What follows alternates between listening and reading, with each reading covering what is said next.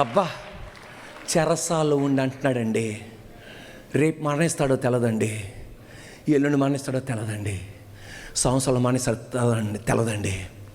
అప్పుడు అంటున్నాడు, ఏయ్ నా దేవుడు మారుస్తాడు, ఏయ్ మళ్ళా వాడబడతా, ఏయ్ ఘనమైన పాత్ర దేవుడు మారుస్తాడు. అదే మనమైతే అన్నయ్య ఆదివారం అలాంటివన్నీ చెప్తుంటాడు, ఆ ఇంట్లో సాంబారు లేదా. నీ మైండ్ అంత పవర్ఫుల్, నీ తలంపు ఎలా ఉంటుందో నీ బతుకు కూడా అలాగే ఉంటుంది. నీ మనసు వెనక్కి తీసుకో. మన జీవితం చాలా చిన్నది.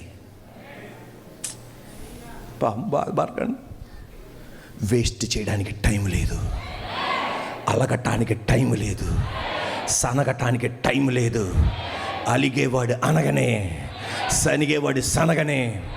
నీ తలంపులు మాత్రం శ్రేష్టమైనవి. కష్టపడతానా, ఆమేనండి, శ్రమిస్తున్నా, ప్రయాసపడతానా, వృద్ధి చూస్తా యేసు నామములో.